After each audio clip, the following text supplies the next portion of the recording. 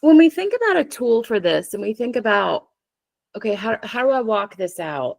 I can't, I would love if I had the 3 steps to forgiveness, I would give them to you. I would type them in the box.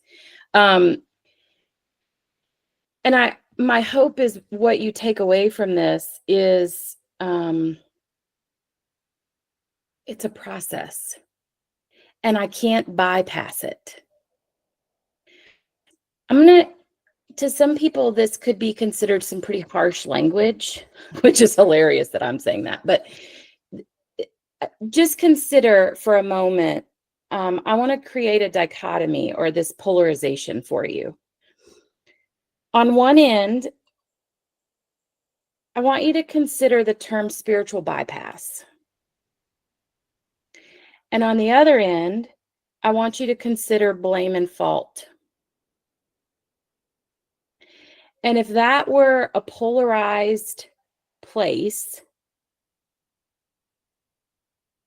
would it make sense as to why I feel like I'm in quicksand or why I feel like I'm in a cycle that I can't get out of it, that my past keeps showing up in my present, that the behaviors keep repeating, or what happened to me in childhood keeps happening to me in my adult life? When I am in this all or nothing mentality, when I am in this place of it's my fault or it's their fault, because it can only be those two when I'm in that polarization, or when I'm in this place of it's okay, I'm okay, it's fine. No, the fuck it's not. Anger is healthy. And that's why some of you guys, when you express anger, I get really excited because when I get to feel anger, I acknowledge my worth. Hear that again. When I allow myself to feel anger, when I get to feel anger, I acknowledge my worth. That's a big deal. So spiritual bypass means I don't get the anger. I don't feel it. I avoid it. Or blame and fault, some people might call rage, whatever. It doesn't allow me to go through it. It doesn't give me the opportunity to recognize all the things that were fucked up about it. And what you hear me say frequently is, my story doesn't have to be about blame and fault. I don't have to beat up my mom and dad, figuratively, in order for me to get healing. I am in a very different place today than I was years ago, and probably for a whole decade. I was stuck in so much blame and fault. I was in the quicksand, couldn't budge.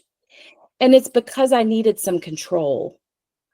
And blaming someone, them or me, gave me a semblance of control. Because when I don't know what's going on in here and I don't know how to regulate or make it feel better, I'm going to control something out here because that's all I know. That's all I got. So I want you to imagine wait, I want to back up a second. If you work with my team, which all of you do, when you work with my team and when you use our treatment model, there is a component of what you work on that is energetic. And this doesn't have to be spiritual. This doesn't have to be science, and it can be both, and you make it whatever you want of it. But what we know is when I hold the end of a piece of thread, like those big reams that you get at the craft store that are like the size of half of my arm, and you just pull the string and it just keeps going for days, right? Holding and being in that quicksand, like I was blaming, is holding the end of that still attached to the wound, still attached to the person or the pathology that hurt me. When we get to a place of acceptance, this thread, we either are able to let go of, or for some of us, we get real good and we start cord cutting. But however, whatever your way is, that place of acceptance and that energetic release or shedding is because I can acknowledge that most of the time, who hurt me is the wrong focus. What hurt me is the focus. Just as my pathology showed up a lot in my backstory, and I'm working on forgiving that, what hurt me was that person's pathology. So I want to offer you the option to get closer, like notice that thread, notice that attachment of whatever that is from your backstory that keeps living in your present, keeps showing up behaviorally as a pattern. And you don't have to let it go yet. And some of you may be like, I'm ready, and you might not be able to. And the way we go through that is by recognizing the anger, is by acknowledging what was not okay about it. It's when we're able to look at that clearly and get to this place of acceptance in that this is what was happening for me. And oh, look at what was happening for that person. And look how bad that pathology was. One of you said this, and I want to state it again. Just because I accept something as truth and fact does not mean I approve of it.